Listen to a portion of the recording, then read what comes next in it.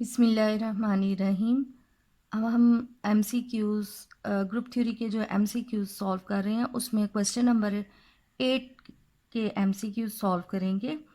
अब question number 8 में सबसे पहले हमें दिया हुआ है कि let G under addition be a group. A non-empty subset H of a G is a subgroup of G if and only if for all A B belongs to H.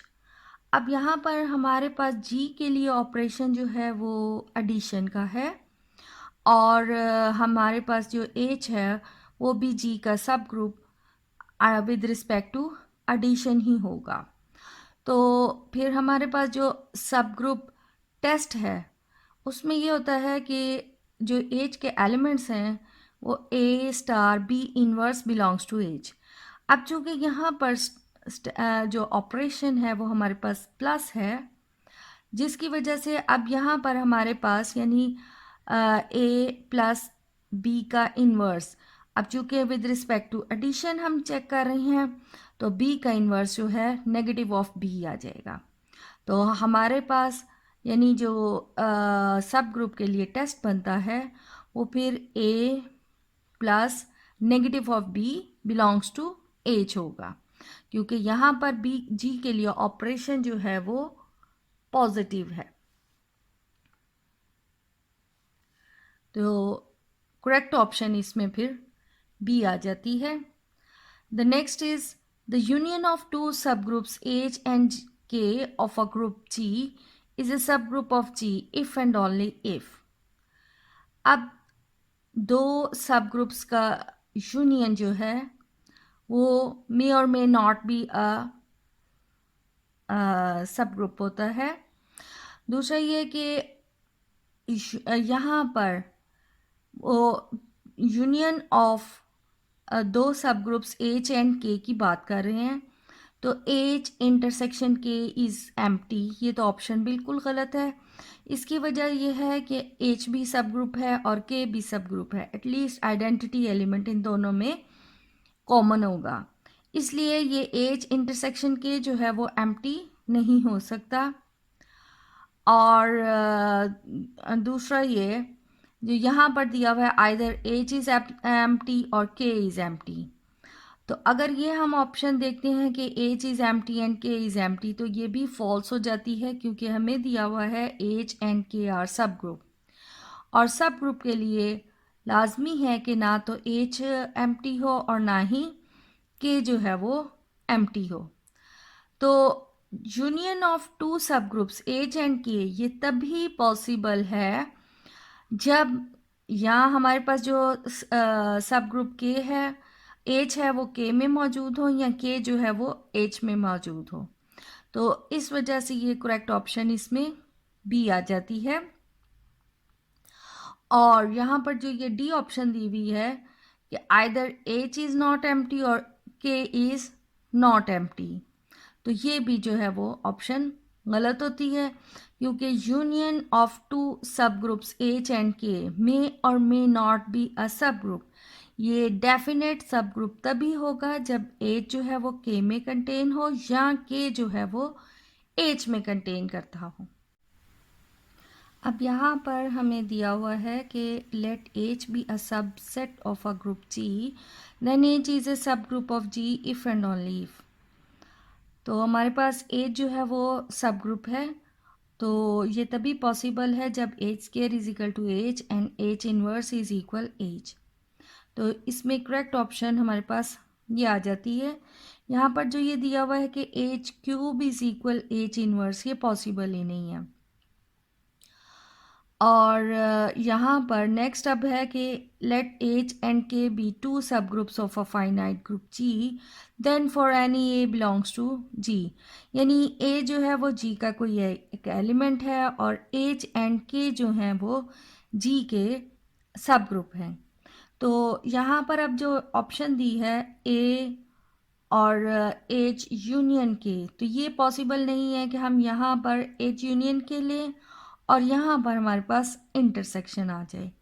इसी तरह यहाँ पर ये इंटरसेक्शन है और यहाँ पर equality जो है वो यूनियन है, और यहाँ पर ये भी पॉसिबल नहीं है कि ए तो इनके साथ, यानी ए जो है वो जी का एलिमेंट है और वो ए मल्टीप्लाई हो रहा हो एच इंटरसेक्शन के साथ, और यहाँ सिर्फ एच इंटरसेक्शन के आए, क्योंकि ये ए तो जी का एलिमेंट है।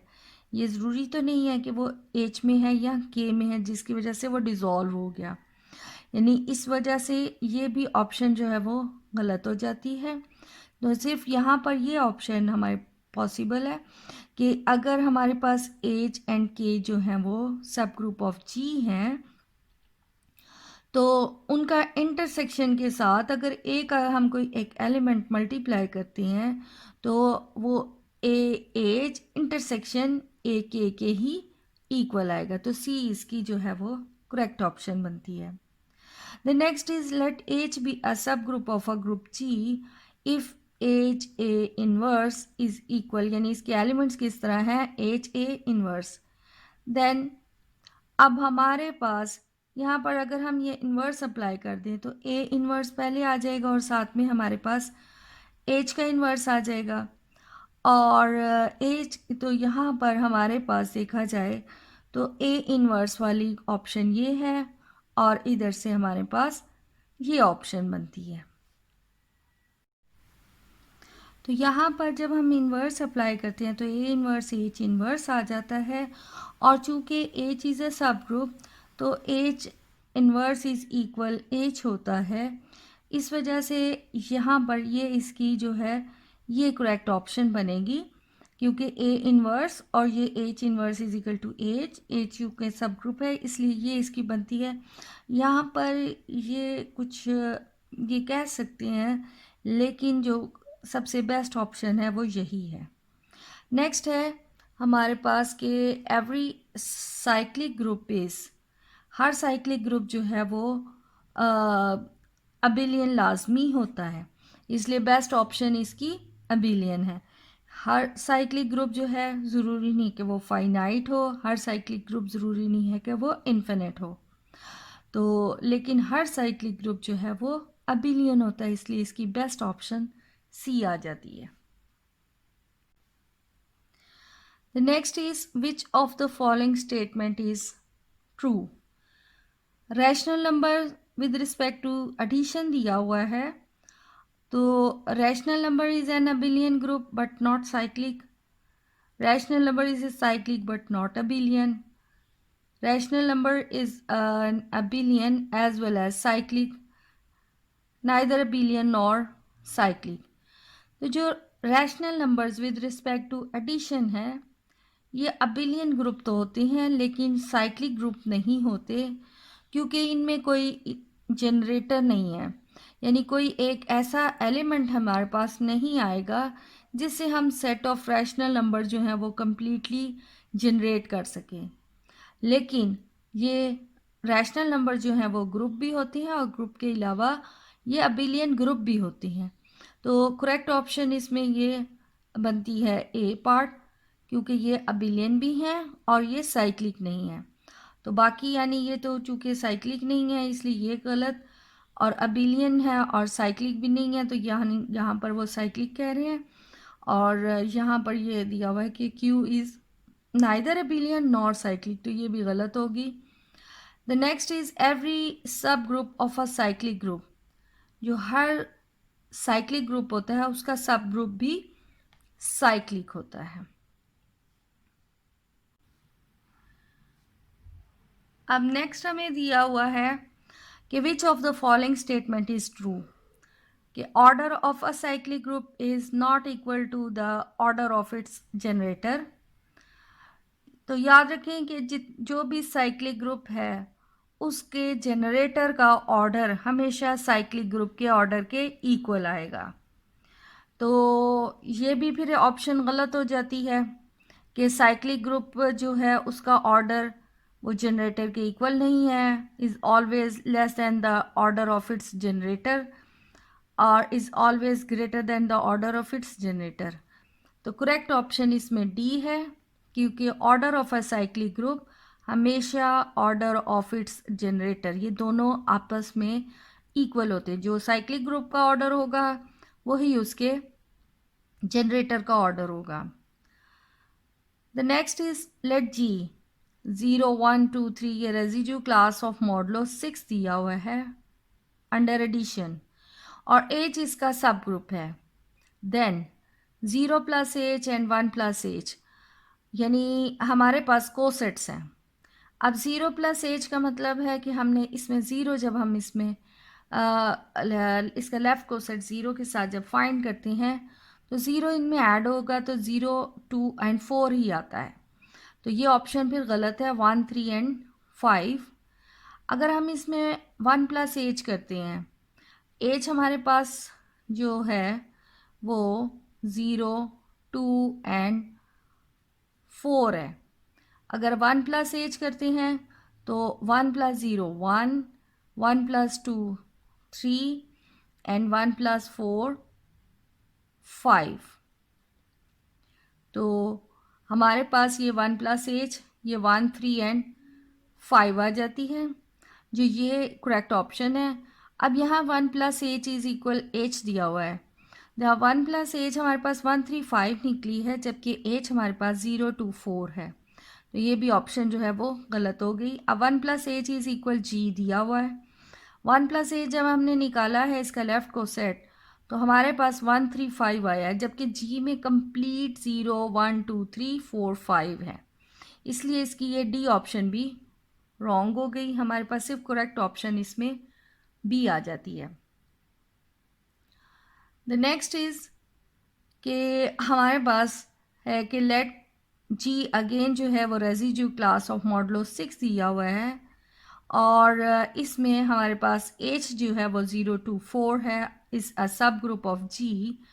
देन अब यहाँ पर फिर हमारे पास 0 प्लस एच जो है वो हमारे पास पूरा एच ही बनता है, यानी 0 2 एंड 4।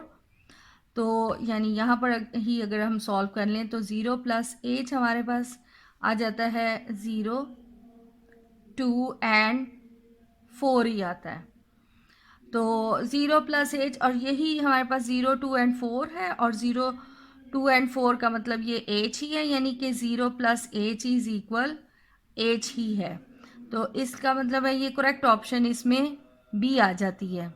जबकि 1 प्लस एच करें तो 1 प्लस एच में 1 3 5 है, वो एच के इक्वल नहीं है। इसी तरह 1 प्लस एच इज़ इक्वल जी कहा हुआ है, जबकि जी हमारे पास 0 1 2 3 4 एंड 5 है। तो डी ऑप्शन भी नहीं है, ये सिर्फ इसकी बी ऑप्शन है। The next is if H is a subgroup of an abelian group G. अब ये हमारे पास एक जी जो है वो एक अबिलियन ग्रुप है और एच इसका सब ग्रुप है। तो जो भी हमारे पास जो अबिलियन ग्रुप का सब ग्रुप होगा वो याद रखें वो नॉर्मल सब ग्रुप होता है, यानी वो जी के एलिमेंट्स के साथ कम्यूट करता है। तो इसलिए ये correct option A H is equal H A आएगा। और ये आपस में चूंकि ये अबिलियन ग्रुप है और ये सब ग्रुप है तो एच जो है वो इसमें नॉर्मल सब ग्रुप है, इसलिए वो जी के तमाम एलिमेंट्स के साथ कम्यूट करेगा। तो H A H is equal H A होता है और ये कभी भी एम्प्टी नहीं होगा, ये आपस में बराबर होते हैं। The next is which of the following statement is true. अब यहाँ पर हमें जो स्टेटमेंट दी हुई है कि index and order of a subgroup of a finite group divide the order of a group.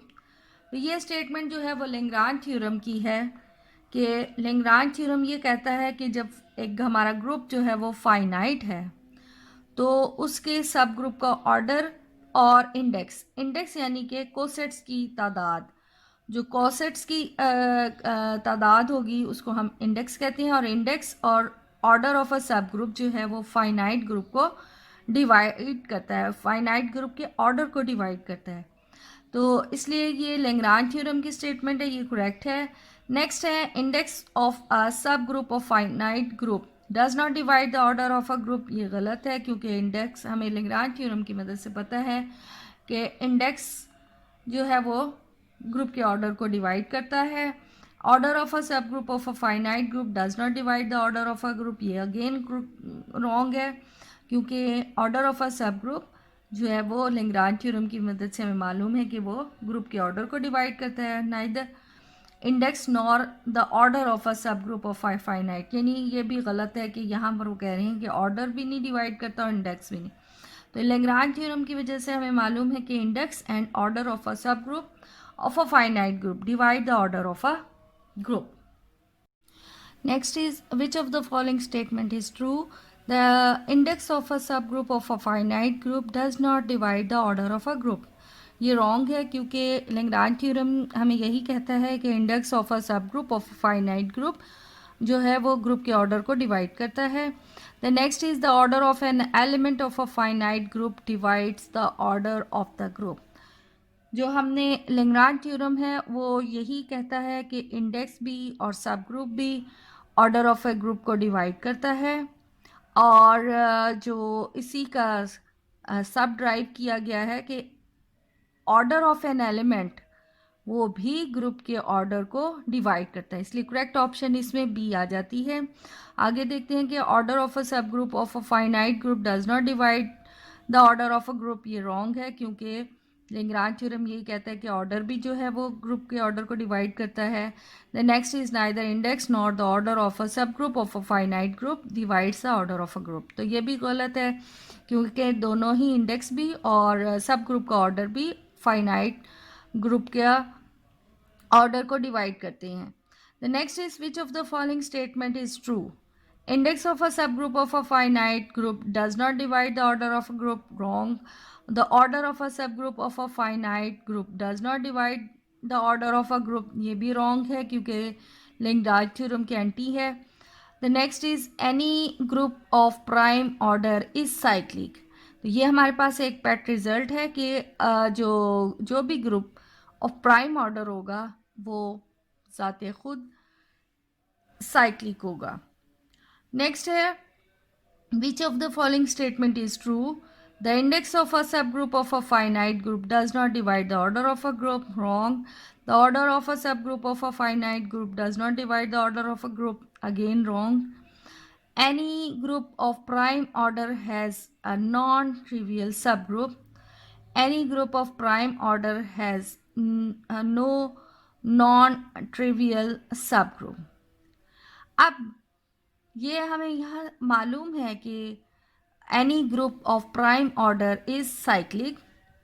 अब हमारे पास जो प्राइम ऑर्डर है और लैग्रांज थ्योरम चूँकि ग्रुप है और उसका ऑर्डर जो है वो प्राइम ऑर्डर है, और लैग्रांज थ्योरम ये कहता है कि सब ग्रुप का ऑर्डर जो है वो ग्रुप के ऑर्डर को डिवाइड करता है। चूँकि हमारे पास ग्रुप का ऑर्डर ही प्राइम ऑर्डर है, तो प्राइम ऑर्डर के जो सब ग्रुप्स हैं वो सिर्फ उनका ऑर्डर 1 एंड p ही हो सकता है, क्योंकि प्राइम ऑर्डर को 1 और p के अलावा यानी उस प्राइम नंबर के अलावा और कोई नंबर उसको डिवाइड नहीं करता। इस वजह से इसमें या तो जो ये सब ग्रुप है उसमें या तो सिर्फ सब ग्रुप आइडेंटिटी एलिमेंट ही है और सिर्फ वो ग्रुप कंप्लीट ग्रुप जी है जिसका बजाते खुद ऑर्डर p है। इस वजह से इसके आइडेंटिटी एलिमेंट और ग्रुप जी के अलावा कोई और सब ग्रुप इसमें मौजूद नहीं है। तो आइडेंटिटी और ग्रुप जी जो है, जब कंप्लीट ग्रुप जी हो तो इनको हम ट्रिवियल सब ग्रुप कहते हैं, ट्रिवियल सब ग्रुप। और इनके अलावा जो सब ग्रुप्स होते हैं वो नॉन ट्रिवियल सब ग्रुप्स कहलाते हैं। तो जब हमारे पास एक ग्रुप है उसका है ही ऑर्डर प्राइम ऑर्डर, तो उसके कोई भी ट्रिवियल सब ग्रुप जो है उसके नॉन ट्रिवियल सब ग्रुप्स ही नहीं होंगे, उसमें सिर्फ ट्रिवियल सब ग्रुप्स होंगे। तो यहाँ पर हमारे पास फिर ये इस स्टेटमेंट की ट्रू बनती है कि कोई भी ग्रुप जिसका प्राइम ऑर्डर है उसका कोई भी नॉन ट्रिवियल सब ग्रुप नहीं होता। So it's correct option is D. अब यहाँ दिया हुआ है कि if A is an element of a group G then show that A and order of G is equal, यानी आया ए इनवर्स के इक्वल है, ए स्क्वायर के इक्वल है, ए के इक्वल है या ई के इक्वल है। अब इसको हम थोड़ा सॉल्व करके देख लें। हमसे उन्होंने डिमांड की है कि A and order of G is equal what? Let order of G is equal n है और A जो है वो एलिमेंट ऑफ G है, तो लेट सपोज कि A का ऑर्डर m है. अब according to Lagrange theorem, order of an element divides the order of a group, यानी m जो है वो डिवाइड करता है ग्रुप के ऑर्डर को. इट मीन्स कि n is equal m q आ जाएगा. अब a ऑर्डर g हमने देखना है किसके इक्वल है. अब यहाँ पर हमारे पास जो है a ऑर्डर ऑफ g हमारे पास n है. n की जगह हम m q लिख सकते हैं और a m q, जबकि a m हमारे पास e के इक्वल है. So it will become e q और आइडेंटिटी एलिमेंट ये e ही आ जाएगा, यानी a ऑर्डर ऑफ g हमारे पास इज इक्वल e ऑप्शन आ रही है. सो it's correct option is D. The next is, let G be a cyclic group of order 24 generated by A, then the order of identity element of G. अब यहाँ पर हमारे पास जो group G है उसका order तो 24 है, तो यहाँ पर आइडेंटिटी एलिमेंट का ऑर्डर वो पूछ रहे हैं. तो आइडेंटिटी एलिमेंट का ऑर्डर जो है वो हमेशा 1 ही होता है, क्योंकि वो लीस्ट पावर जिस पे आइडेंटिटी एलिमेंट आ जाए उसको हम एलिमेंट का ऑर्डर कहते हैं. तो चूँकि ये है ही आइडेंटिटी एलिमेंट, तो उसकी लीस्ट पावर 1 ही जो है वो उसके इक्वल होगी. इसका मतलब है कि इसके लिए यहाँ पर ऑप्शन जो है वो आइडेंटिटी एलिमेंट का ऑर्डर जो है वो 1 होता है. तो इसकी ऑप्शन देखते हैं. तो यहाँ पर इसकी करेक्ट ऑप्शन 1 आ जाती है. अब यहाँ पर दिया हुआ है कि let G be a group of order 24 generated by A, then order of A9 is. अब हमने A9 यानी जो हमारे पास जो ग्रुप है उसका ऑर्डर तो 24 है और वो A से जनरेट हो रहा है, तो इसका मतलब है कि A की पावर 24 जो है वो इक्वल E है. अब हमने A की पावर 9 का जो है वो ऑर्डर बताना है. इसका ऑर्डर क्या है? अब हम अगर एलसीएम लेते हैं 24 एंड 9 का, देन वी हैव 24 एंड 9, 3 8 जार 3 3 जार 9.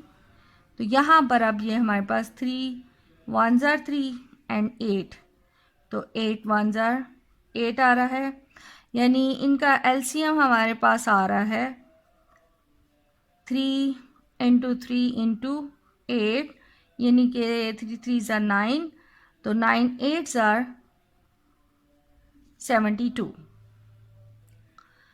अब इसका मतलब है a पावर 9 8 9 को हमने तो A9 का ऑर्डर फाइंड करना था. a पावर 9 को 8 टाइम्स अगर मल्टीप्लाई करते हैं तो वी हैव 72, और 72 का मतलब है 24 इंटू